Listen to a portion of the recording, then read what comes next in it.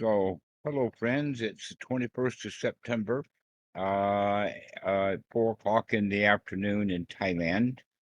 And today we'll cover two topics. And the first one is by request.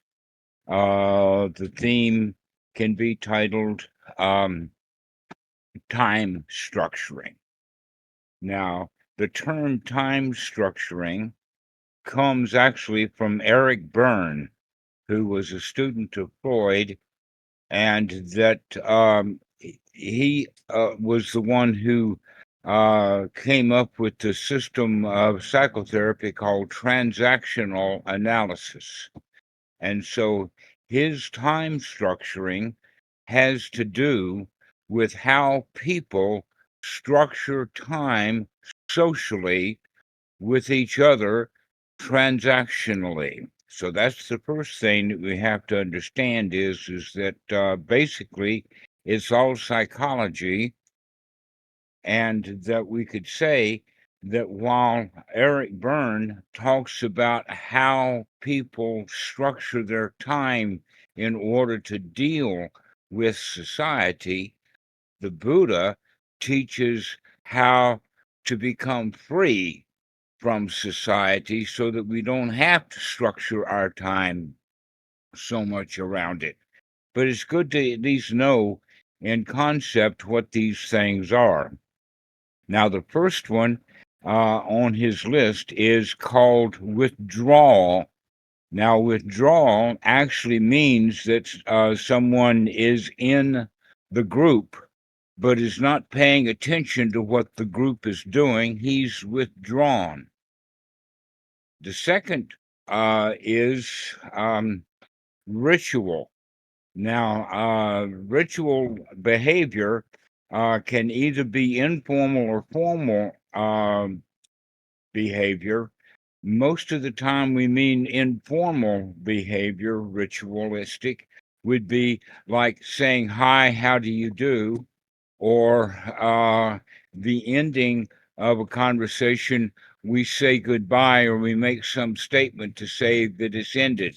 An example of that would be if we had a video um, call on Skype or Discord and someone lost their Wi Fi and it cuts off, both of the people feel incomplete because they didn't get to have that finish up ritual of saying goodbye. It just cut. Okay. That can happen in real life when someone just gets up and walks away out of a conversation, or like on Discord, two people are having a chatting, posting conversation, and then one of them just stops and leaves it without saying goodbye or anything like that. And so these rituals we have found quite useful and beneficial, kind of as starting and stopping markers, as well as more formal rituals would be like church or singing a song together. Now, that's very interesting. You might think of, oh, well, I like to listen to the band. Well, when you're listening to the band, that would be more of an activity on your part. But for the band, what they're doing is they're performing a ritual.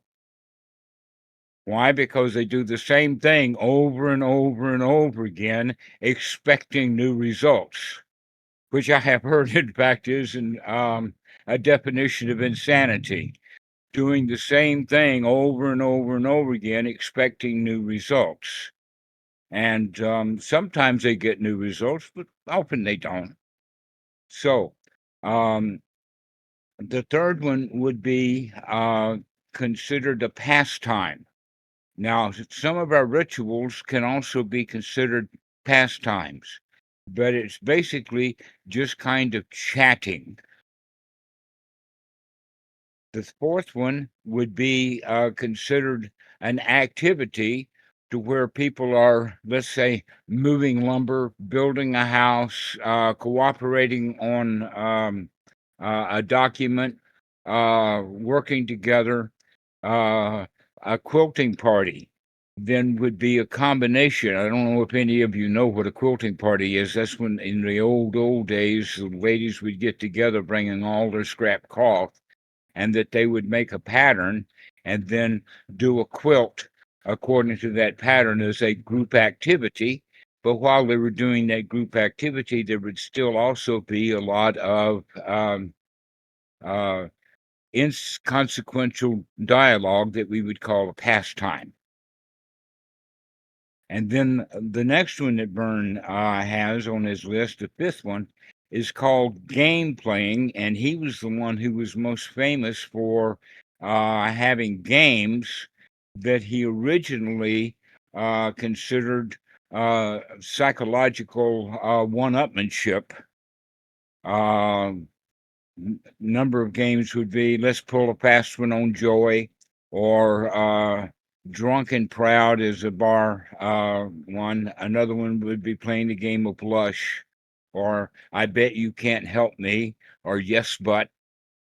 Yes but is a game where somebody comes with a problem and people give him one solution to the problem after another, many of which would be adequate solutions, but he always comes up with yes but that won't work because of this, that, or the other thing, and everybody winds up feeling bad. But there's also some good games.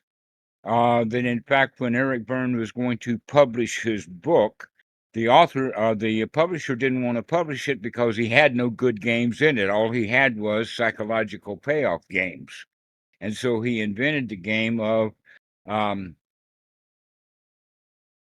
Busman's Holiday. So what does a busman do on his holiday? The quick answer is he rides the bus. Why? Because when he's working on being the busman, the bus driver, he doesn't get a chance to know the people. He just takes their money and says hi. He sees them. He doesn't know their name. He also goes on a route, but he doesn't know the route because he's been watching the road. So when he takes the busman's holiday, he can meet the people on the bus and he can see the sights and all of that kind of stuff. Quite entertaining for him. So that would be a kind of a good game. And then the last one on Byrne's list is called intimacy. And that's when people are, I know that in the West, that word intimacy became a sexualized word, but it need not be. It's just when people are having friendly conversation that has, let us say, a positive outcome to it. So these are the 6 games that Byrne created, and we can see that some of them can be useful when practicing the Dhamma. For instance, the withdrawal that he talks about, we would have the word viveka or seclusion. Now, there's basically 3 kinds of seclusion. One seclusion is the body itself. We just walk away, become secluded, get on our own. The second kind of seclusion would be sita seclusion, which would mean that we seclude the mind from the hindrances. And the third one would be upati viveka, which means completely free from all of the defilements. Now, we've been spending time lately on the defilements in the sense of underlying tendencies. So we talk about underlying tendencies or instinctual behavior, which is not really appropriate for modern society. Yeah, it worked pretty well 300,000 years ago, but our instincts haven't really improved very much in all of that time. And so when we become completely free from our instincts, our underlying tendencies, let us say our DNA nature, and go into the higher states of mind, then that would be being free from all the defilements. So we can also look at reading a book would be an activity, and we can read a Dhamma book or we can read a trash novel. Up to you. But both of those would be activities. Basically, what we would say then is that while Eric Byrne dealt with personal interactions that here with the teaching of the Buddha that we're actually practicing to come out of our social engagements that are instinctual, like game playing and rituals. All of those kind of things are quite instinctual. Let me give you the example, by the way. Imagine that a family is driving in the car and the dad is driving, so he's in an activity of driving. The wife is knitting, but she's also having a chat with her daughter in the back seat, and so she's doing too. She'd be doing an activity as well as a pastime, while one boy is playing a game on a cell phone and the other one is scrolling and not paying attention to what's happening in the car. So you can see there that within that group of five, we've got most of the most of the time structuring going on. Now, talking about it from Eric Burns' point of view, it's not going to be much useful for us. So that's why I've been kind of reluctant on talking about time structuring, because it's actually an ordinary thing that ordinary people do on an ordinary day all throughout their lives. So if we can take that and put it into what would be wholesome to do, one of the questions was, well, I have a lot of free time and I wind up in hindrances. That's basically just simply not paying attention. That's all there is to it. If we're paying attention and seeing that these are, in fact, unwholesome thoughts, the correct thing to do would take the right effort to change that. Now, one of the best things about right effort is that it's got a companion that we can call zeal or enthusiasm. That if we are enthusiastic about getting rid of those hindrances and getting out of our bad moods, then the effort is fairly easy to do. And so we can actually develop zeal. I'm using zeal now as, in fact, a wholesome mental state that we could call also the winner state, that we can say, I can do it. And so we develop this zeal, this enthusiasm, this point of view that we can come out of hindrances, and that makes it fairly easy to come out of them. And so that would be Sita Viveka, coming out of the hindrances in the mind. But there's still the underlying tendencies, there's still the instincts. But if we continue practicing, removing those hindrances over and over and over again, then the instincts begin to dry up and dry out so that we don't keep having hindrances. They begin to get fewer and fewer and certainly less severe. But in fact, this is kind of the topic that we can move on to, in the sense that when someone can be secluded from the mind and can be secluded from uh, other people in their physical body, and also beginning to come out of those instinctual things, this is a state called sotapanna. Now, I have seen, and other people have talked about, there are all kinds of people out there on Reddit and whatnot that think that they're a sotapan. There's also a bunch of Western teachers who will go around anointing some of their students. Oh, you're a sotapan, or you're this, oh, you're that. But that's just a money-making scheme. That's like getting points for buying something.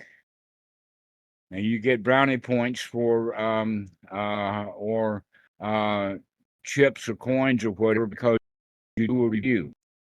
But it's actually not appropriate for a teacher to tell a student that, oh, you're a sotapan, for any reason at all. And the worst reason is because the student comes up and says, oh, I had this experience when I was in meditation. Oh, I felt this, and oh, I felt that.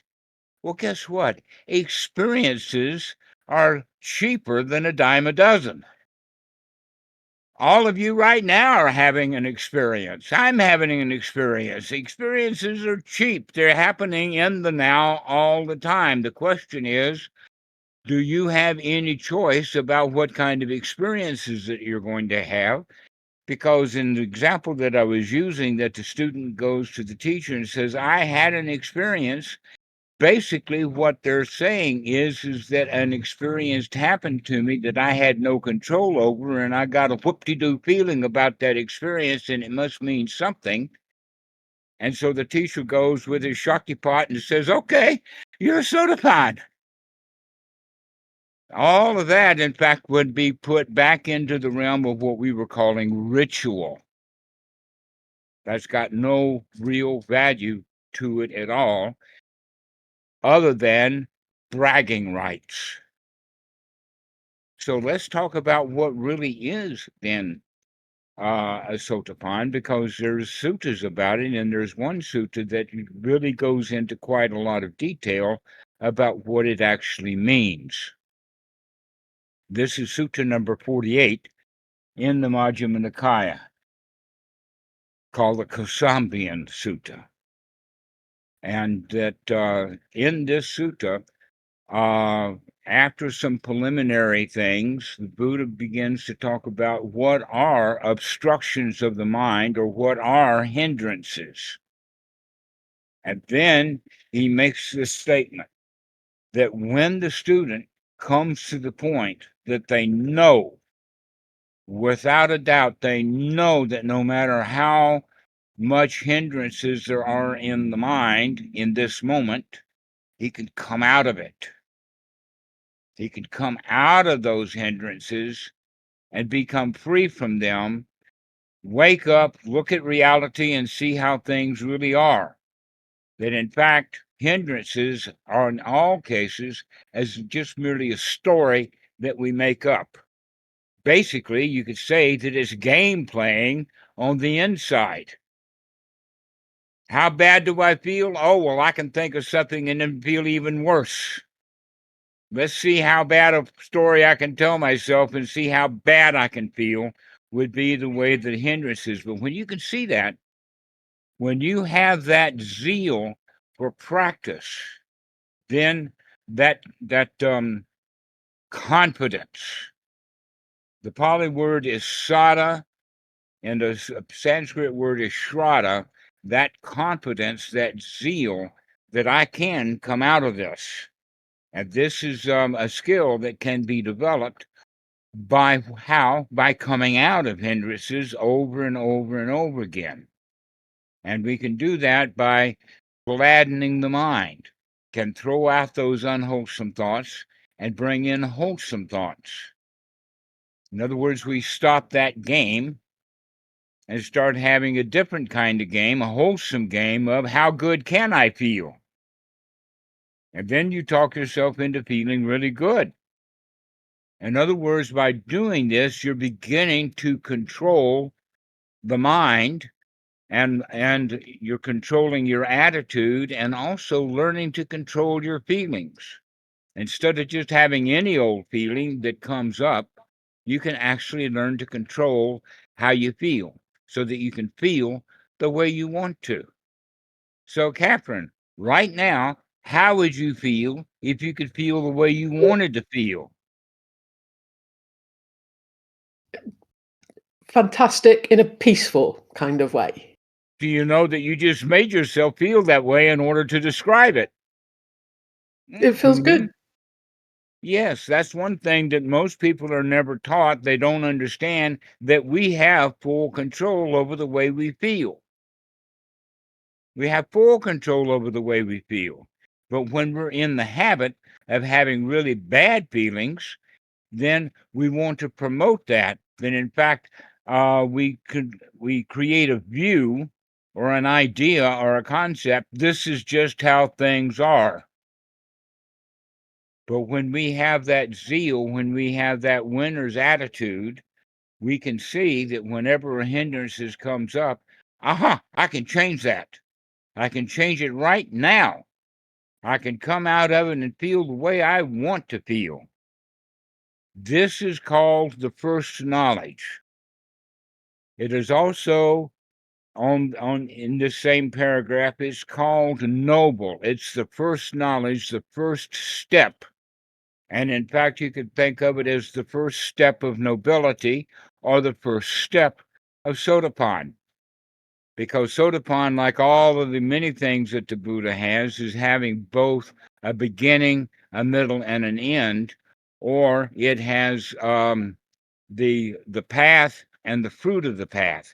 And so this is the first step on the noble path. The first step is on the noble path, and it's got one more attribute, and that is that this is not held by ordinary people. 99 out of 100 people never think or feel, let alone at any particular time moment, that I can change. I can come out of whatever is hindering my mind and come into a state of feeling good. This is remarkable. This is the first knowledge. So let's repeat it. No matter how obstructed the mind gets, the student knows that he can come out of it and come into reality and see things the way that they actually are.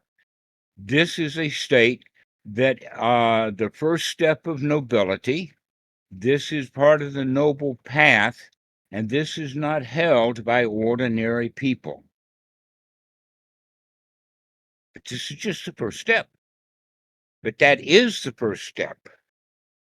And most of the students that I have haven't made that first step yet, because there are times when, oh, well, I've got hindrances and I don't know what to do about it.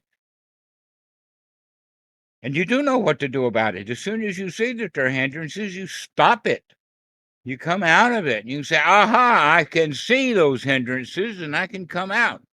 Now, if one has the idea that, oh, I have hindrances and I shouldn't have hindrances, oh, poor me, he's just redoubling and keeping those hindrances going, keeping those obstructions of the mind in gear. But when we see the obstructions, when we can see these hindrances, aha, I see you, Mara. Ha ha, I see you, unwholesome thought. And by seeing it, we can come right out of it immediately. Next mind moment, right then and there, we can come out of it. This is that first step of the sotapanna. So, does anybody have any questions, by the way? Yeah, go ahead, Amrit. Yeah, so one question is about what you said. I think a lot of time, for instance, like in Goenka retreats, they tell us to observe whatever is happening. So if you're feeling bad, then just observe it.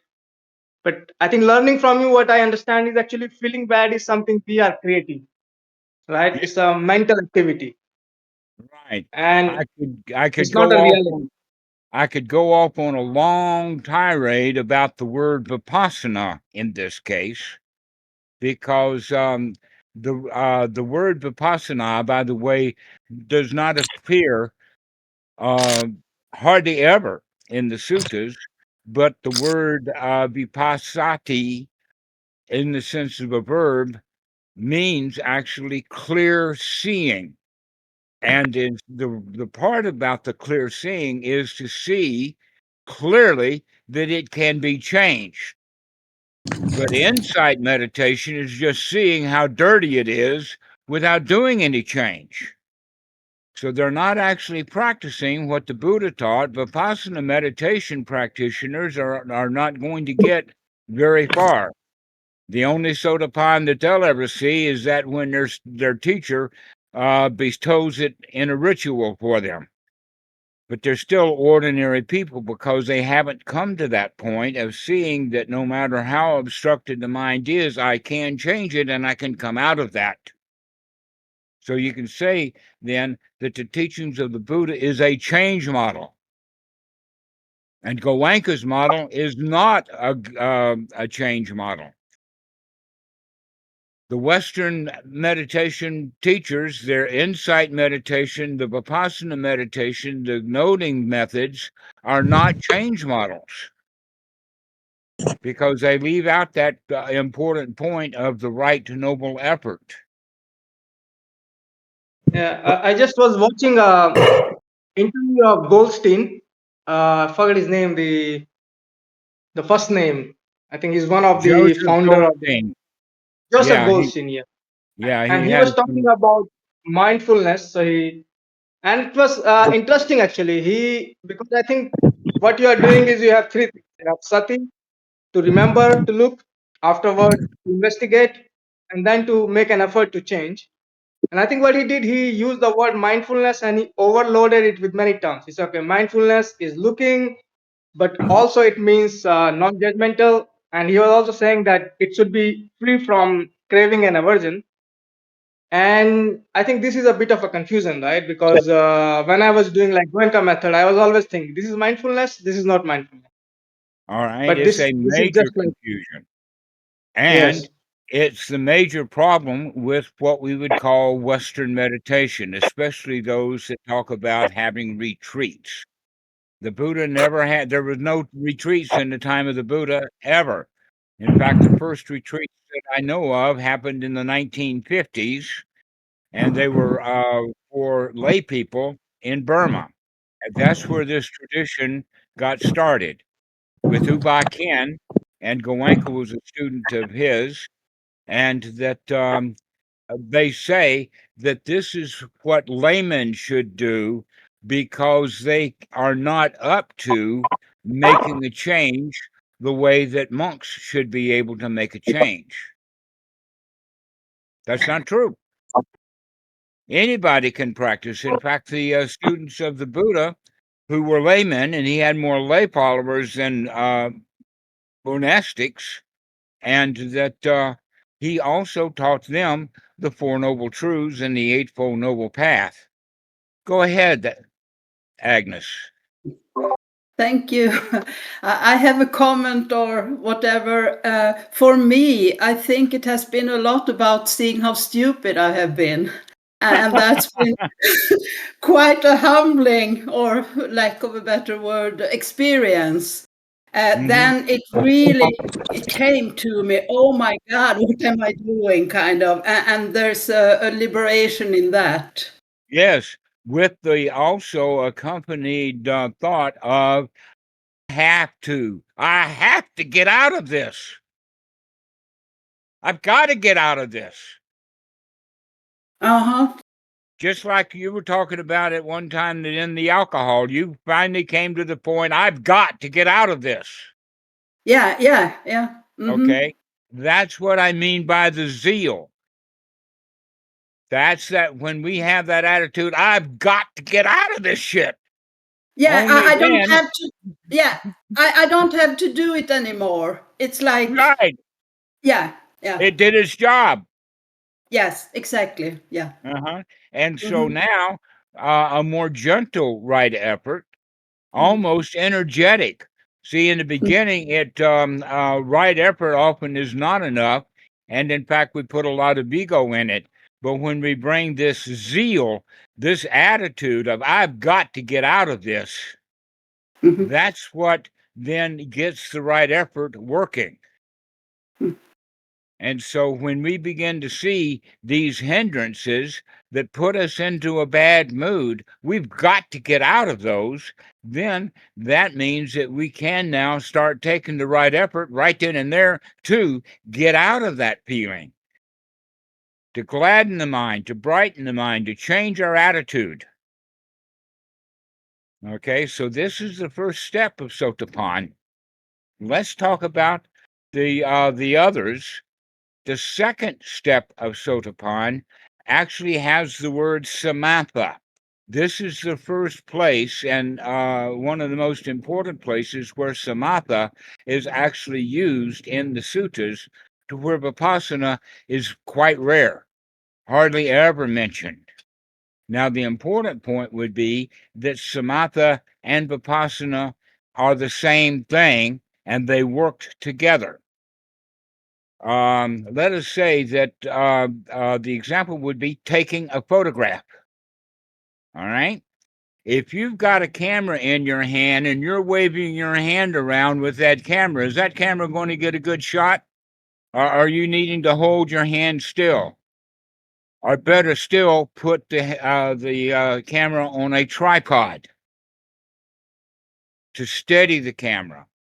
Then will the camera take a good shot? What do you think, Catherine? Waving a camera in the air is going to take a good shot? Not a chance. All right. So this is what we mean by samatha, is that we can steady the mind down, which means that once we've gotten the hindrances out of the mind and we can see things clearly, we can stabilize the mind. Applied and sustain the mind means that we get it stable. And when the mind is stable, it can see the hindrances a whole lot better when they do come up, so that you can say, aha, I see you, and then don't get stuck into them. So in some ways, you could say this is a gradual process because we have to build both vipassana and samatha together. But really, it's not. It's really an attitude.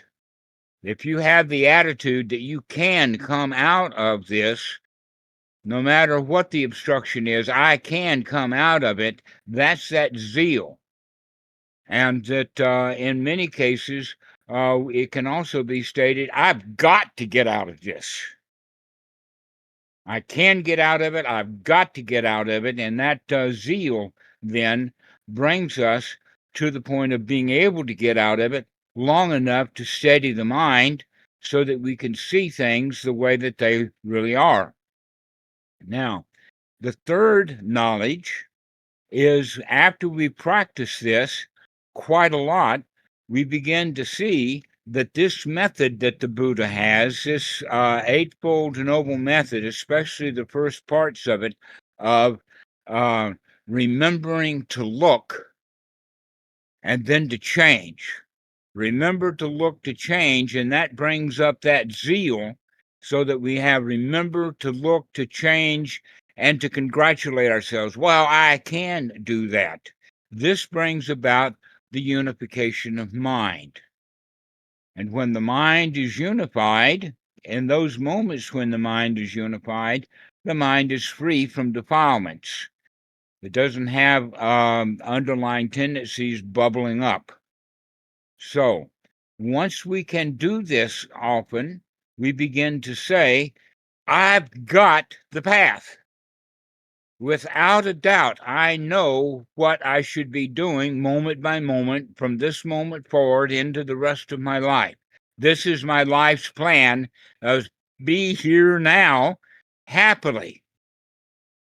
And we also come out of the doubt of what is not the past. So we know now the third knowledge is what is and what is not the path.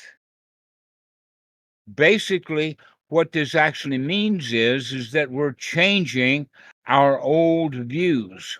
As I said before, we have underlying tendencies to hold views, and most of the views that we hold, we got in childhood, and we picked them up from people who didn't have a very good attitude about life. They had their own viewpoint.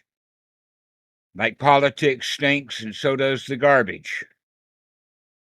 So we go around thinking that everything stinks because everything is garbage and everything is politics. And so these are the attitudes that we get, and we can change that attitude. And now the new attitude is no matter what happens, I can clean up my mind, followed then by the new attitude of I know what my plan is now. I know what the path is. No matter, I've got it without a doubt.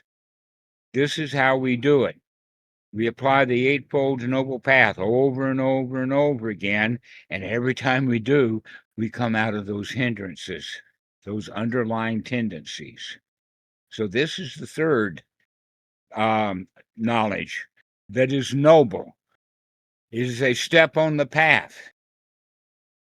And it's not held at all by ordinary people. Almost no one has this winner's attitude that they know what to do.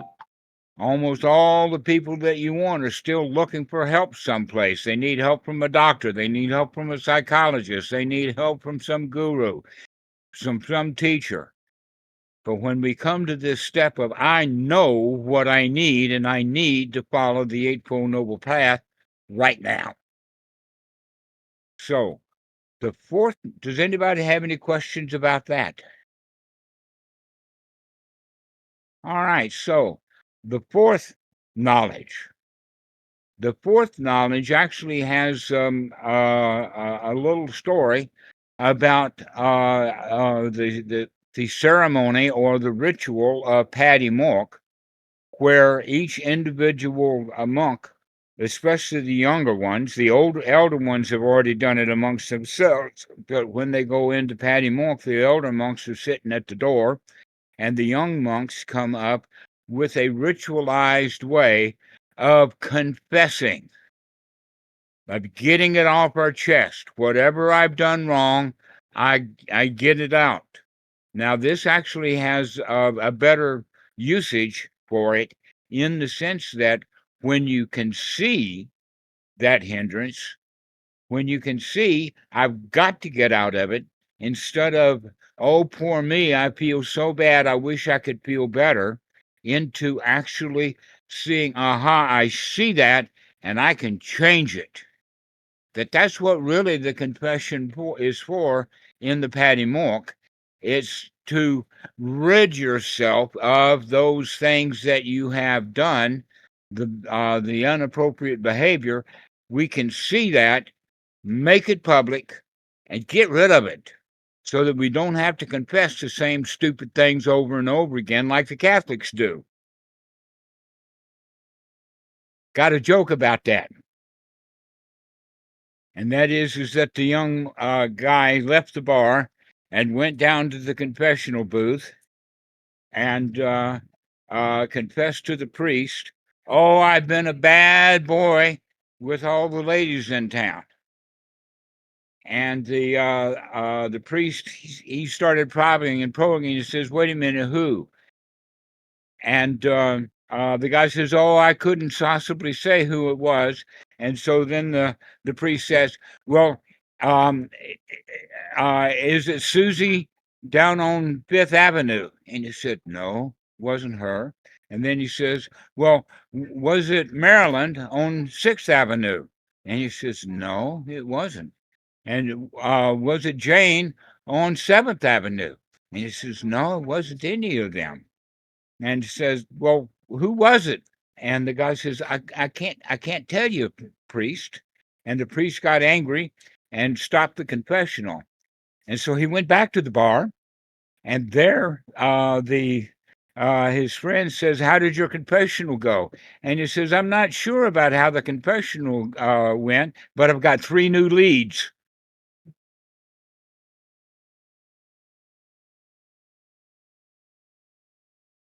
All right. So what kind of confession is that? A real confession. He's getting closer. Pardon? Go ahead. He's getting closer. I hear you, Red. Go ahead and talk. No, it's just about the joke. Yeah, he's getting closer. Yeah. Yeah, he got 3 new leads, which means he didn't use a confession correctly at all. When we confess things, when we get it off our chest, even if you don't tell another person, but you can see for yourself that what you've done was harmful, not appropriate, then you can confess that in the sense of, I got to stop doing that. I can't do that anymore. So that's the fourth knowledge. The fourth knowledge is when we can see our wrongdoing happily so that we can put a stop to it. The fifth knowledge is the knowledge, the story goes, is when the young monk is in the Wat sweeping and doing his activities, he's still got his mind on the Dhamma. He's thinking about the Four Noble Truths. He's thinking about the Eightfold Noble Path. He's thinking about what's in his mind. But his hands are actually doing sweeping. So that means that we begin to spend more and more time thinking about the Dhamma. We spend more and more time looking at what we're doing. Our time structuring changes from just doing any old thing into doing that which would be wholesome by keeping track of the Dhamma. Now, there's another example that's used in this same sutta, and that is the sutta phrase about the mother cow who is just calved. And that though she's eating grass and doing what cows do, she's keeping one eye on that calf. So the way that we could think of it is, no matter what you're doing, no matter what activity you're doing, keep an eye on the Dhamma. That's especially true when you're on our Discord group. Keep an eye on the Dhamma. Don't just post any old thing. Post Dhamma.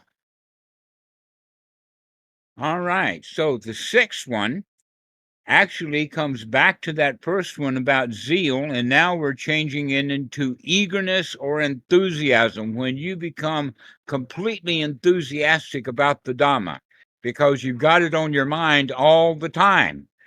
And you're really enthusiastic. You want to hear the Dhamma. You want to read the Dhamma. You want to discuss the Dhamma. You want to talk about the Dhamma. You want to recite the Dhamma. You want to read it over and over and over again, like a little ritual. But you've got enthusiasm for the Dhamma. That's the sixth knowledge. The seventh knowledge is the big one, though, the big whoop-de-doo.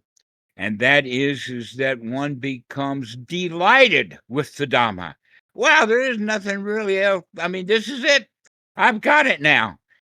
Okay, so you can see these seven knowledges kind of work together, but once someone has that full knowledge of what is and what is not the path, they forgive themselves and stop doing their disgusting behavior. They've got their mind on the Dhamma all the time. They're enthusiastic about the Dhamma, and they're delighted because they're free. This is the state of sotapanna. This is the full fruit of sotapanna, and is all under the realm of what you would call knowledge. You know that this is what it is. We don't have full control 100% yet of the underlying tendencies, especially the underlying tendency to ill will or the underlying tendency to greed. But we have a really, really good handle on the underlying tendency to views, because now we've got the view of, I can do this. So this is what a sotapanna is. Now, one of the things that's quite interesting is that even though there are four groups, the sotapanna, the sotagami, the anagami, and the arhat, those two middle ones are, let us say, later introductions with a whole lot of magical things around them. That in the suttas, they only talk about the two steps, which would be the beginner is just a beginner getting started. But that major milestone of being in the middle is when you are sotapanna. And that sotapanna has the quality of being immersed in the Dhamma. That actually, you can think of the stream is that now that you've entered the stream, I mean, most people will put in a toe into the stream to check its temperature. Then they may wade out into it. But the full sotapanna is laying on his back in the middle of the stream, floating down the stream, maybe with a spout of water coming out of his mouth, and just enjoying the heck out of life. That's what the story of the sotapanna is. Okay? That's it. And the only next step that there really is the state of arahat, which means that the sotapanna still has the work of getting rid of some of these old underlying tendencies, the underlying tendency to of mana, of saying I am. The underlying tendency of doubt, though, is basically eradicated. the underlying tendency of views is eradicated, so that we have the view. If we have a personality view, by the way, if we're looking at that first fetter, the personality view turns from this is who I am into I'm a moving target. I don't know who the heck I am. An example would be write down all of the attributes. Take as much pencil and paper and take as much time as you need to write down who you are. And then 1 month later, go back and do that same thing again. No matter how much paper or pencil it takes, write down everything about you and who you are. Guess what? It's going to be a different list. You're not fixed. There is no personality. That's the view. The view is that you're not a fixed personality. Now, Christianity, they want to make sure you understand that you are a fixed personality. You've got an original sin. You got to play it safer. You got to chew the wine and drink the vapor or something like that. No, chew the wine, drink the wine and chew the vapor. And by doing that, you're actually saying that I can't do it on my own. But this sotapanna point, this delightful place is, yeah, I can do it. I am doing it. Whoop-de-doo, we've got it. So that's the state of the sotapanna. And so when these underlying tendencies then come up, he can say, aha, I've got you. And when the underlying tendencies don't come up much anymore, that means that they've died away. They're not there. The example that I'll use here is, imagine that you've got a weed like a dandelion that's growing up in the cracks of the sidewalk. You can't pull that dandelion up. You don't want to destroy the sidewalk. The city government will be unhappy if you tear up their sidewalk just to get rid of a dandelion. But what you can do is, every time you see that dandelion putting up a shoot, putting up a leaf, you can whack it off. And you whack it off again. And every time it comes up, you're there. I see you. And you grab it and pull it out. What's going to happen to that root of the dandelion if you whack it off every time it grows? Every time it comes up to the surface, you whack it off. What's going to happen to that root? Catherine, I'll ask you again. What do you think is going to happen to that root of that dandelion if you keep whacking it off? I mean, it's going to wither and die away. And if you keep pulling it out, you'll get rid of it. Mm-hmm. And so that's what we mean then, is we're going to keep pulling those dandelions out of the mind by whatever we can grab hold of happily. We're already in a state of happiness. Nothing's going to bother my happiness now. But the hindrances in the kilesa, the underlying tendencies, do come up. But when they do, I can see that and I can pull that darn thing out. And then it dies away. And when they're all dead and gone, that's what the arahant has, which means he keeps looking for dandelions. He doesn't ever see any. But he keeps looking. Not finding a dandelion there anywhere. So, Paul, does this answer your question? Yes. Thank you. Okay. So nobody's going to confer nobody's going to confer sotapanna on you. It's something that you know because it grows out of you. You know what the path is. You know that you're already okay. Yeah, there's things that happen, but you can forgive those things and pull them up and let them go. But most importantly is that we become eager for the Dhamma. We become delighted in the Dhamma, so that nothing else is worth knowing but the Dhamma.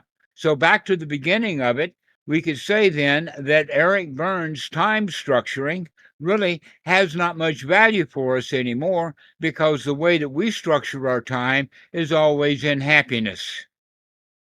And we tell the truth. even though sometimes the people get offended when they hear the truth. It's all right. We're going to say the truth. We're going to say what's real. Reality is where we're coming from. So, Karwan, do you have something to say? Dhammarato, good talk. Good talk. Thank you. Not much to say. Well, I have actually some things to say, but I think better I give the time to others for now. Yeah. What?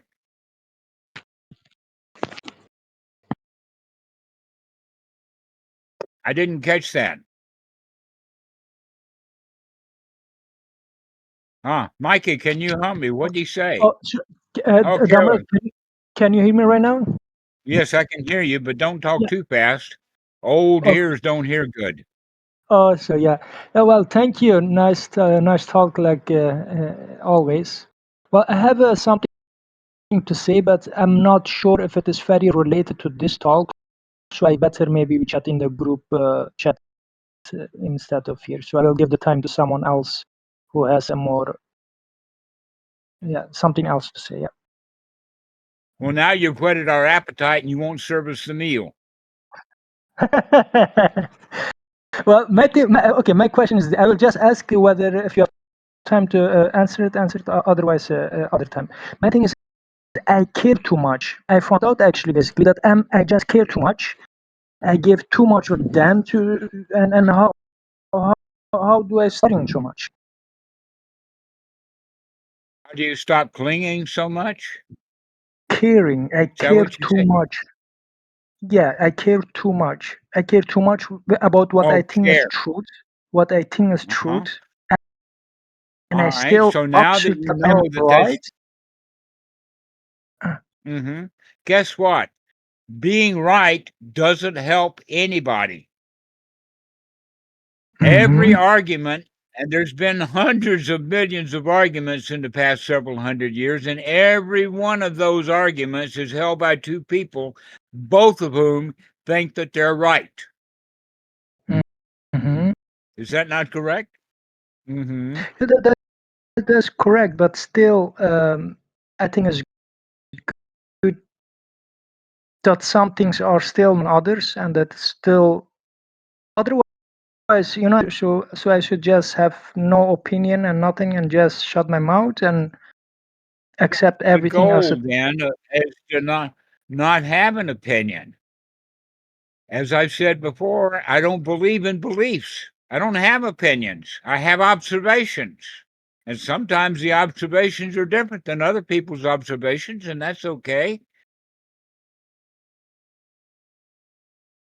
Perhaps one of us has clear seeing and the other one doesn't.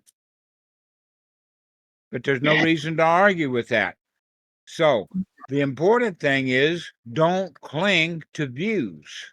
Don't cling to, I have a viewpoint. I think I'm right.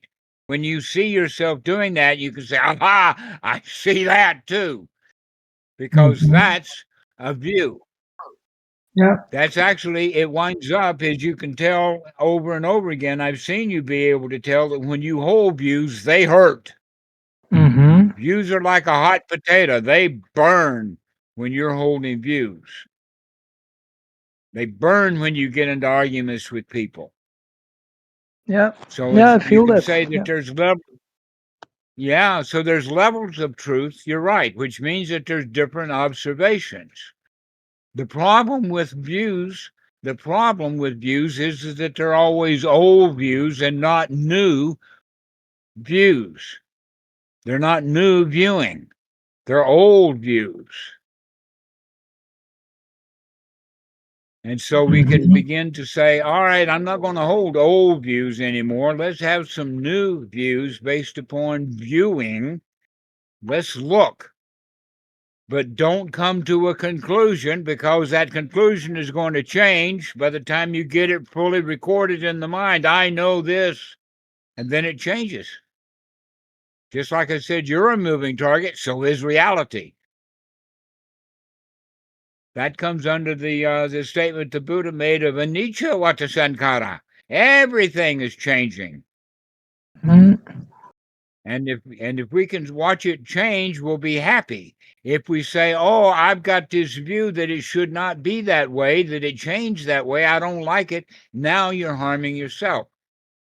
So this would be a new practice for you, is to look at the views that you hold, so that you stop having those views.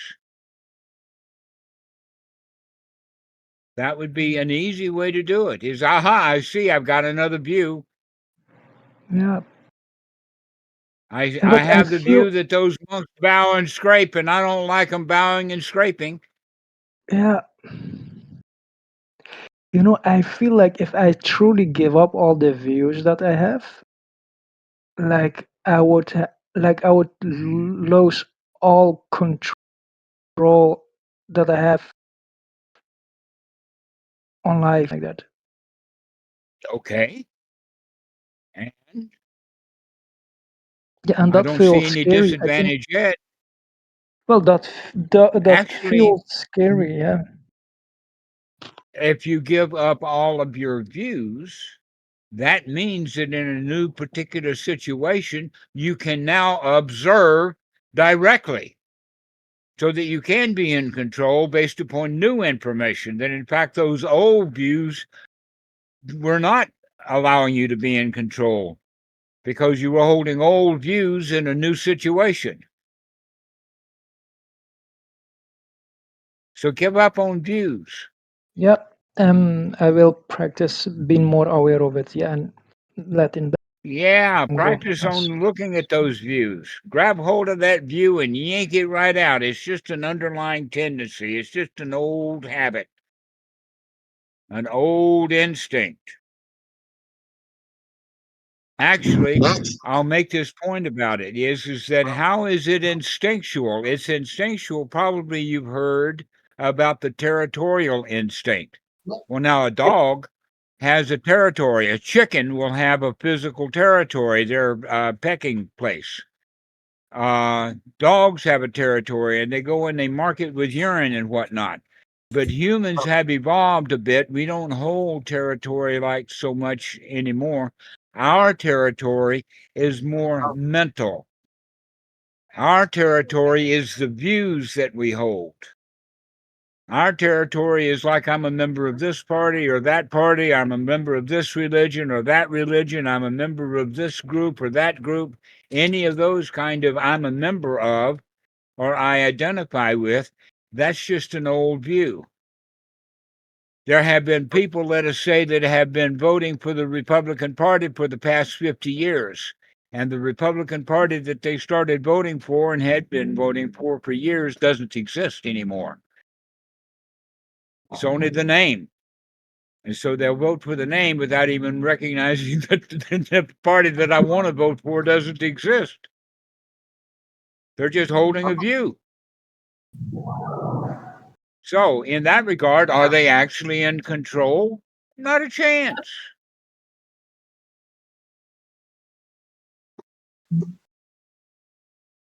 Not a chance are they in control, because what they think is there changed years ago and is constantly changing even now.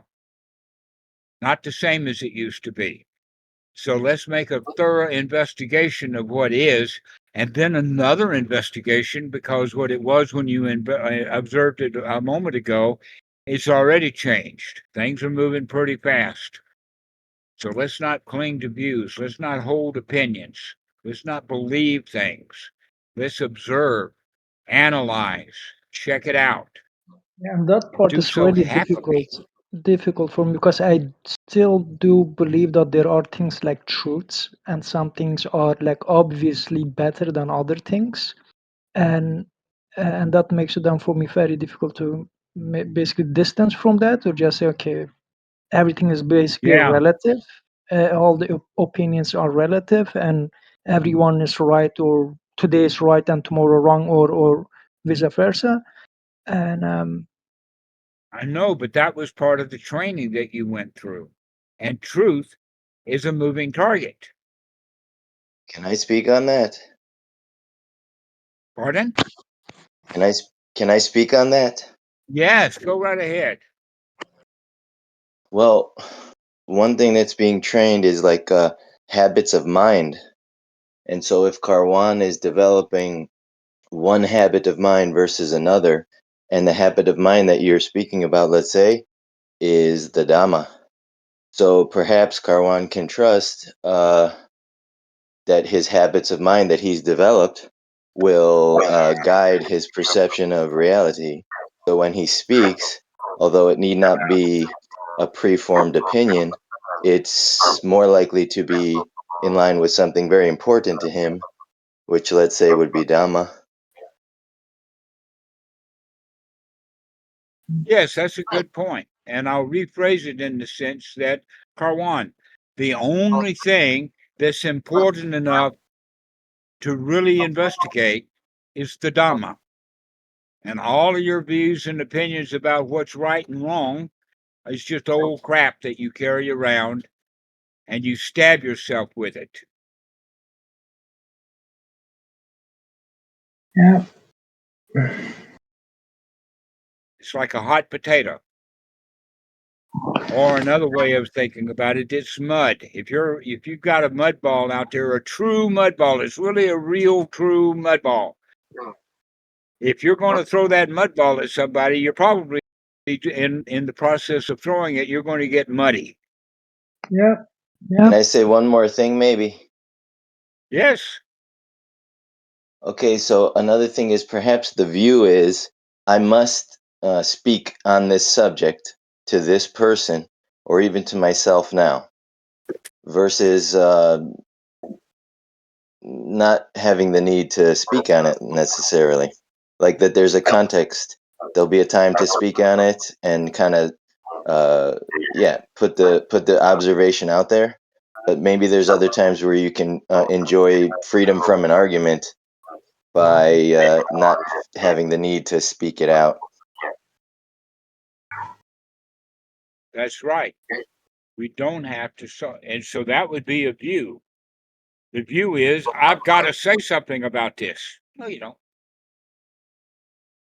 And you say, well, if I don't say anything about it, nothing's going to change. Well, you're not sure of that. Maybe it will. Maybe it won't. Maybe if you say something, it's going to get even stuck deeper than it was. But if you don't say anything at all, that person will reflect and begin to see and begin to change. That's actually the part where I started. I care too much. You see, I care too much. That's why I feel like if I truly did not give a fuck, I would just shut my mouth. But when I see something which is wrong, and I see many wrongness happening in the world, and I feel if I shut my mouth, I'm not doing any favor to anyone. And You're not to doing a favor to yourself. And not only that, but when you open your mouth and blab to other people, you're not doing them any favor. But if you keep quiet, you might be doing them a favor. So you don't I got know. one more thing. That's just a view. Go ahead, Edward. I like this. Okay. You can do it. Well, despite recommendation of only reading certain books, someone did read Seeing with the Eye of Dhamma, translated by Santi Caro of Buddhadasa. And one point that's kind of strong that was made is clinging to the good is a difficult item for people. People may easily recognize don't cling to the evil, but that clinging to the good brings, I mean, in the book, it speaks of a like kind of neurotic, obsessive, and actually a lot of bad. And I've thought recently about some conflicts in the world at this moment, and probably the aggressors feel very strongly that they're acting for good reasons. That for God's reason or for God and country's reason, let us go to war. And they're literally clinging so strongly to the good that they're going to war over it. That actually there's something, although this is quite, let's say, controversial, there's something less neurotic about being cool, with evil. But that's not the path of the Buddha. The path of the Buddha is let's try to not cling to the evil, but be careful about clinging to the good. Be okay with things as they are, and that this is actually a more peaceful route. You're less likely to have to go to war, either verbally or with guns, bombs, and lots of misery. if it's not so important to insist, oh, no, this is correct, this is good, this is important, I shall make sure everybody knows it. Me, other people, whether it takes like a verbal altercation or basically horrible wars, let's say. There are many, many, many examples of what you're talking about. Let me give you a few. One would be Putin had the view that unification of Ukraine with Russia would be good. And so he starts a war. Mhm. The Republicans said, oh, we need to lower the food cost. And so they voted for Donald Trump, and look what they got. So clinging to the good actually is just another clinging. And when we cling to it, we call it good, but it's actually ignorant. We don't know whether that's good or not. I So when understand. you go ahead. I think there is something into that I cling to the good, but I do also think that sometimes a few times in the group I have said the word Hitler and it triggers some people, but I seriously say that because I want to make a point, and my point was also this again that one second World War happened at the time of Hitler. If everyone was just like, okay, yeah, we are not clinging to any good, so let's that monster do whatever he want to do. We will just do nothing. Well, the point, though, is that there was a lot of people in Germany who supported him, listened to his lies, and thought that he was good. If he had no supporters, he would have never come to power. That's a good point, yeah. Okay, so you can't say, oh, well, after Hitler's gone too far, now we have to do something about it. That, in fact, it would possibly have been the case that the United States never got into the war and that Hitler's regime fell apart. I mean, look at the fact that he was both in Russia and in France, and they got his tail whipped in Russia. In fact, General Winter beat his tail. And then in France, there was an underground that was really, really valuable. In fact, the Allies probably wouldn't have been able to beat Hitler without the underground in France. So we can't say this is right and that is wrong. We just can't. We don't know what the future is going to be. The question is, can you shut your mouth and be happy? And when you are happy, then you can share. Yes. You have a lot to share Not when you're only. happy. Yeah, Go there's a ahead, song Red. by Scatman John. There's a song by Scatman John that I like to say that he knew some of the Dhamma probably. In his songs you can see Let It Go because there's nothing else. And the one of the songs is Shut Your Mouth and Open Your Mind. That's the name of the song. Shut your Yeah. mouth and open your mind. Step on your own shoes. Step on your own shoes. So that would be the way that you could see for yourself, Karwan, is how do you feel when you're about to print or type something? If you're trying to correct someone else's mistake, stop and create and correct the mistake that you are making of feeling bad about somebody else's bad behavior. And when you begin to feel good again, then you can post something that may be useful, beneficial, and wholesome for that person. But if you post out of your view, then you're probably not going to do anything other than create an argument. There's also something called Sila. There's also something called Sila, and if World War II, say it just that the Americans were moved to intervene, but then look at the Cold War after, and the spies, and the interventions in South America and Vietnam. all the way echoing through. All of that was in the name of first anti-Nazi and now anti-communism. Well, that doesn't all follow. So perhaps if there was, wiser action on the part of governments, let's end this horrible war. And okay, maybe that was wise action, perhaps.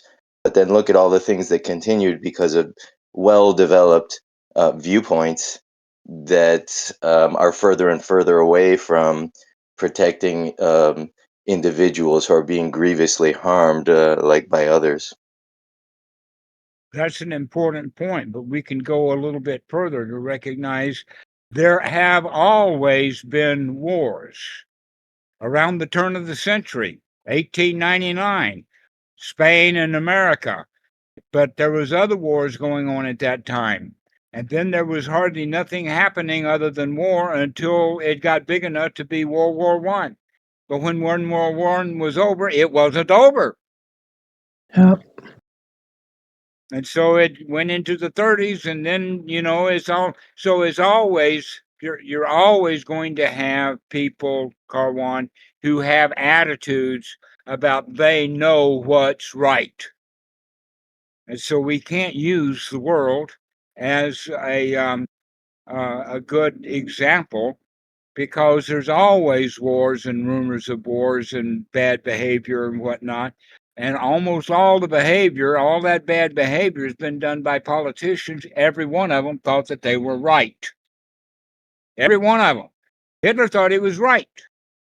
Yep.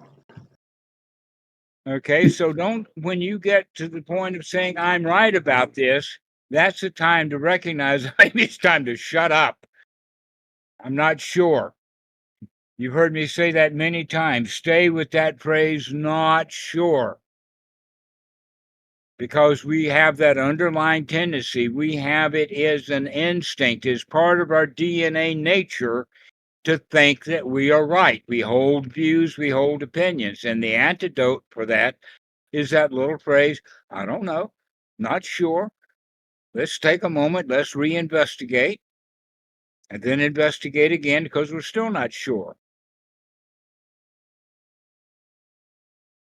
And you keep with that. You stay with I'm not sure. They're both sides. Also, Karwan's not the government. Karwan's not the government. He's practicing the Dhamma. So the Right. governments do one thing, but the monks do another. I mean, what are monks doing? That's the whole thing, is to be away from society. We do things a little differently here because we're on some other kind of mission, because the governments are going to be doing their intervention, which is a difficult thing, which is because I don't know if it's moral or not. Maybe it is, maybe it isn't. I don't know. But it's just doing something different than what other people are doing. Mm-hmm. So, in other words, you can say that I'm on a mission, and my mission is to stop my missions. I'm going to stop having missions. And just enjoy it. It's great all by itself. No need for any missions. Yeah, that's a nice one. Yeah. Yeah. Yeah, I'm not sure. Just change the mission to no mission at all. Nothing to do, no place to go. The grass grows by itself. So this is the teaching of the Buddha. However, I can understand, Karwan, because of your past, that you were trained to hold views about what is right and what is wrong. In fact, that's the major part of problem with religions, is all religions have very, very strong views about their being right. How could they all be right when they're all contradicting with each other? And how could any of them be right when they're always fighting with each other? Yeah. And it's also Go ahead. also sometimes much more difficult to look at oneself than at the world and others. It's easier to blame. And instead of seeing what am I doing, what am I thinking, how is it with me, and to change that. One cannot change the world, one can change oneself. Yeah, Hitler tried to I change the understand world, that, make but it like he thought it should be, and he wasn't very good at that. Putin's doing the same thing. Donald Trump's doing the same thing. Biden tried the same thing. All the politicians are trying to fix the world according to their own belief. Yeah. Thinking that they know what's good. And guess what? There's what? 40 million, 340 million people in the United States, and every one of them, except for two of our friends, are holding views that they know how the world should be. Every redneck in Georgia knows exactly what the government should do, every one of them. And they'll fight with each other over it.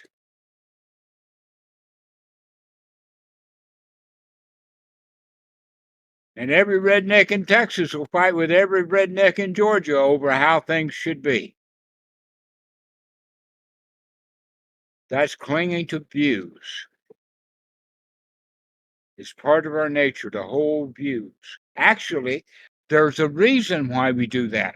And why is that? It's because we are uncomfortable being in doubt. Doubt creates danger. What if Hitler comes?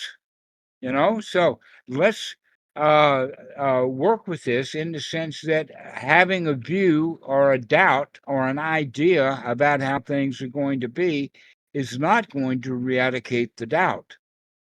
The only thing that's going to eradicate the doubt in your mind is your own attitude that you can be happy no matter what all those attitudes are. And when you have that attitude that, hey, I'm all right, I can do it all by myself. In fact, I am doing it, and I'm doing a really bang-up job of it. When you have that attitude, then who cares what the world is doing? I totally understand it, but still I have difficulty with it. But I will practice, of course, and now coming times it will Practice. become Practice. more clear. Yeah. Yes, Yeah. practice. For me, it's like if I truly understand this, maybe that's just because intellectual, then I really feel like egoistic if I think in those terms. Yeah. Like am I egoistic if I just if I just truly close myself from society and be in my small world, and I can see myself being happy, but that feel somewhere it does not feel right with me. Samatha, just add the grey doubt to the mix from the What? Zen. It doesn't have The to be grey doubt. right. It doesn't have to feel right. Well, You if haven't it done it doesn't Grey yet. feel, doubt may help You you. haven't done it, Red, so Yeah. you don't know how it's going to feel. It just, you have yeah, the opinion that it's not yeah, right. So begin to take the opinion of, wow, what a relief it is. That's not my business. It's not my problem. It's not my business. The world out there, I can't I make fix it. too many things my business and my problems, which are in actuality maybe not my problems. Yeah. Yeah, so you own things that don't belong to you. When you have the opinion that you know how things are going to be, in a way, you're a thief. Because you're taking away the attitudes and the ideas and the viewpoints of other people and say, no, I'm right and you're wrong. You got to let them to have their opinions happily, and you don't have to hold opinions. Let them have their own business. Not my business, not my problem. Or as Bhikkhu Buddhadasa would say, nothing is worth clinging to as mine, as I, me, or mine. Nothing is worth clinging to. That's not my business. Hitler is not my business. Putin's not my business. Ukraine, not my business. The Polish border's just been closed. That's not my business. China hates that they close the border because they can't put their trains of goodies into Poland and Europe. And that's not my business.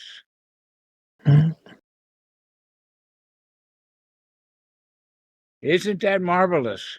This is not my business. I don't have to fix it. Wow, if it were my business, how would I get that train through that border? Become an engineer.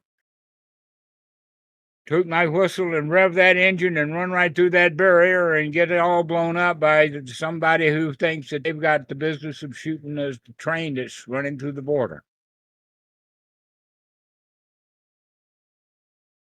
And so that's the way of looking at it, Karwan. As much of the stuff that you have opinions about are really not your business anyway. Yeah. Is one function of the Buddha Sangha, if that's what it's called, kind of to show an example that such an attitude is possible in the world? It's possible to not have to intervene. It's possible to not have to go to war over views. I don't argue about it, but I show it by one's dedication to this path, let's say. I wonder if that's one function of the Sangha, the noble Sangha. Yes. Actually, that's the Sangha gives that beautiful, let us say, example that we don't have to do it. We don't have to get involved. We don't have to do anything. Thai politics, not my business. In fact, that's one of the best things about living in Thailand is I don't even know the native language, so I don't get much out of the news. Thai news means nothing to me. I'm not following who's the who's in what party or who's the prime minister. None of that's my business. But because I'm not in the United States, it's easy to see that's not my business. Well, here you are in Thailand. Why can't you see that the stuff that you come from an Islamic civilization, nothing in Islam is your business? Nothing. You've already left. You walked out on them. So why do you turn around and point fingers at them when you could just chill, just relax? It's not your business. Islam is not your business. Christianity is not my business. Yeah. Wow, what a relief it is. That's such a relief. That is not my business.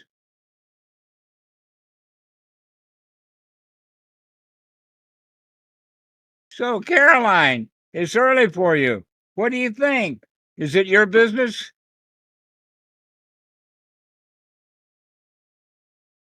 Do you mean me? Yes. Oh, Christine, Christina. Christine, not Caroline. Okay, Christine. I've been called worse. It's all good. No, nothing to say. Just good. I really appreciate good talk. Not my business. Mr. Ben, what you have to say?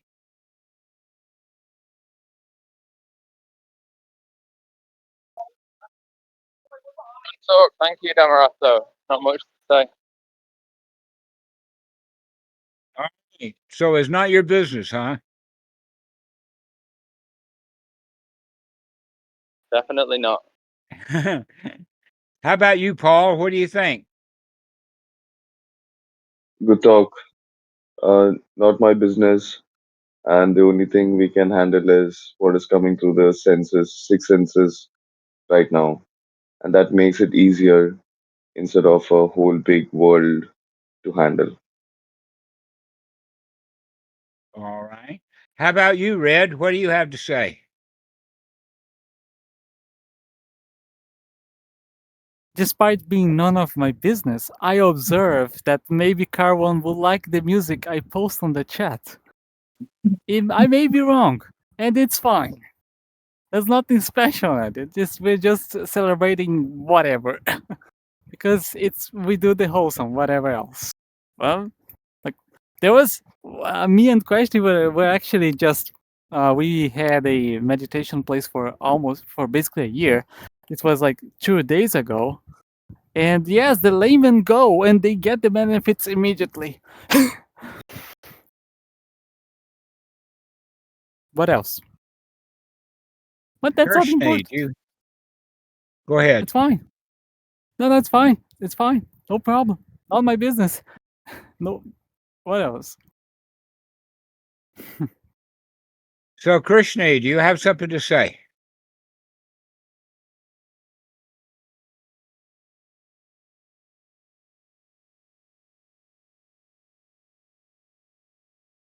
How about you, Giannis?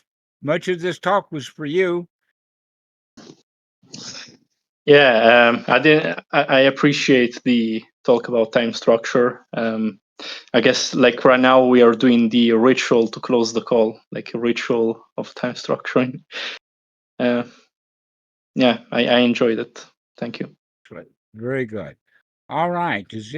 Amrit, what do you say? Yeah, quite a enlightening talk, Dhammarato. Just one thing I would make a comment about this involvement in politics. So myself, I observe when I get bored, then I go and check the news, and afterwards I get all worked out. And I think it's kind of started with the hindrance, right? If I'm not bored, then I'm not checking news. So it's a pretty clear cause and effect here. Yes, so it's better if you're bored to go play a game. Yeah. It's better to go have some activity. But watching the news, their job, every newscaster's job is to make you feel bad. That's their job. They want you to feel bad, so you keep watching them. If the newscaster came on, Christina, and says, guess what? Everything is okay. And then he talked for 30 minutes about how everything is okay. Putin's okay, and Ukraine's okay, and Poland's okay, and China's okay, and the UK's okay. How many people would listen? And he comes on tomorrow and says, everything's okay. Newscasters have a job to do, and that is to make money by making you miserable. That's their job. Just like it's Carwan's job to make people miserable, because he knows. So I would advise you to do something else other than watch the news. Yeah, just Unless a habit, scrolling habit. News is your on your mind, mobile phone. Yeah. it is possible that your mind is so free from diplomas that you can watch the news and say, oh, I see that. Oh, I know what kind of lie you're telling. And then you're not bothered by it. But if you get upset and uptight about the news, don't watch it. Don't watch.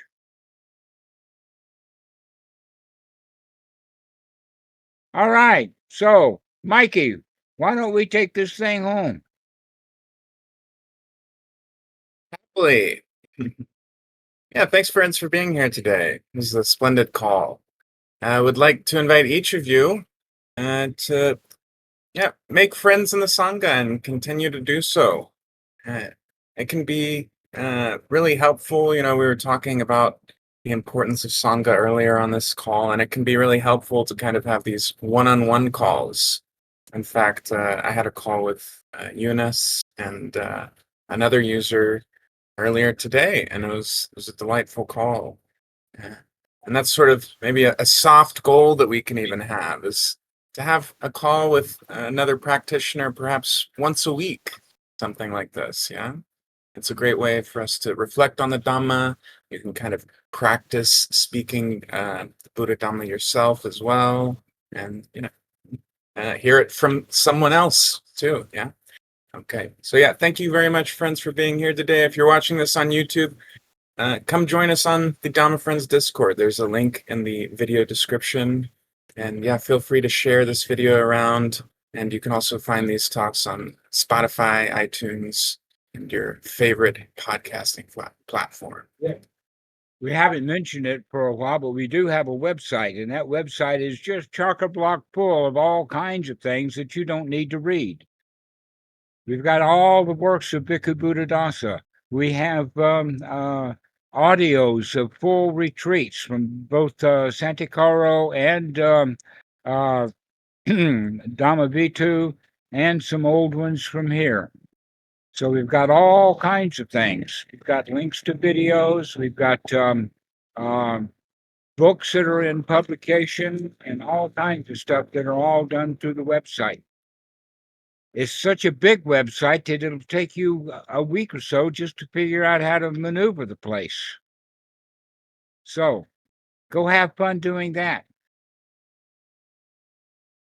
And so the last thing to say is, I'm going to leave the call now But I invite everybody here on the call to continue to stay online and to discuss what we've talked about today or anything else that you want to talk about. So thank you, Catherine and Agnes and Christina. I really enjoy when we've got some ladies here. That's great. Thank you. See you guys. Thank you, Dhammarato.